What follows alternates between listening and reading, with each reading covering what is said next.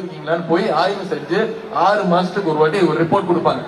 அந்த ரிப்போர்ட்ல சென்ற 6 மாசத்துக்கு முன்பு கொடுத்த ரிப்போர்ட்ல கடந்த 10 வருஷம் ஒன்றிய பாஜக அரசு 29 பைசா அடிச்ச அத்தனை கோடி ஊழலும் வெளில வந்துருச்சு. 7.5 லட்சம் கோடி ரூபாய் பணத்தை காணும். ஒன்றிய அரசு செலவு செஞ்ச 7.5 லட்சம் கோடி பணம் எங்க போச்சுன்னு யாருக்குமே தெரியல. கேட்டா பதில் சொல்ல மாட்டேங்கிறாரு. என்ன தெரியுமா கணக்கு காட்டியிருக்காங்க? 1 கிலோமீட்டர் ரோடு போடுவதற்கு 250 கோடி ரூபாய் செலவு செஞ்சிருக்கிறாங்க. எவ்வளவு? 1 கிலோமீட்டர் ரோடு போடுவதற்கு 250 கோடி ரூபாய் செலவு செஞ்சிருக்கிறாங்க. அது மட்டும் இல்ல, ஆயுஷ்மான் பாரத் அப்படின்னு ஒரு திட்டம், மருத்துவ காப்பீடு திட்டம். இங்க இருக்கிற கலைஞர் காப்பீடு திட்டம் இருக்குல்ல, உங்களுக்கு தெரியும். அதே மாதிரி ஆயுஷ்மான் பாரத் அப்படின்னு ஒரு ஒன்றிய அரசோட திட்டம். இதுல ஒரே செல்போன் நம்பர்ல இருந்து போன் பண்ணி இறந்து போன 88,000 பேருக்கு மருத்துவ காப்பீடு திட்டம் பண்ணிருக்காங்க. இறந்து போயாச்சு, இறந்து போனவங்களுக்கு மருத்துவ காப்பீடு திட்டம் 88,000 பேருக்கு, அது ஒரே செல்போன் நம்பர்ல இருந்து. இதையெல்லாம் கேள்வி கேட்டா யாருமே பதில் சொல்ல மாட்டேங்கிறாங்க. நான் எய்ம்ஸ் மருத்துவமனை எப்ப வரும் கேக்குறேன். அடிக்கல் நாட்டி 5 வருஷம் ஆச்சு, ஒண்ணுமே நடக்கலையே, நிதியே கொடுக்கலையே. ஒன்றிய அரச திரு 29 பைசா கேள்வி கேட்டா யாருக்கு கோவம் வரணும்? யாரு பதில் சொல்லணும்?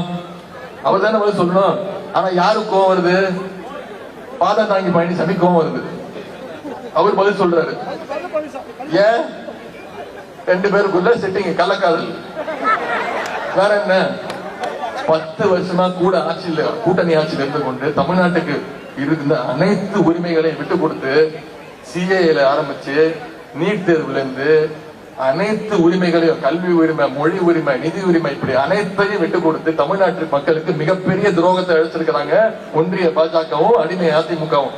எப்படி சென்ற 2021 தேர்தல்ல விரட்டி அடிச்சு தமிழ்நாட்டுக்கு விடியல் ஆட்சியை கொடுத்தீங்களோ அதே மாதிரி அவரையும் விரட்டி அடிச்சு ஒட்டுமொத்த இந்தியாவுக்கும் விடியல் ஆட்சியை நீங்க கொடுப்பீங்களா?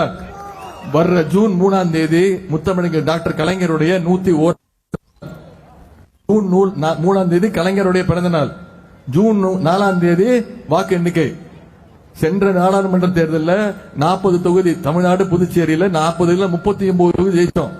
இந்த முறை முத்தமிழ் டாக்டர் கலைஞர் அவர்களுக்கு 40க்கு 40 தொகுதி ஜெயிச்சு அவருடைய காலடியில அந்த பரிசை நாம வச்சாதான் நாம கலைஞருக்கு செய்யக்கூடிய உண்மையான அன்பு. செய்வோமா?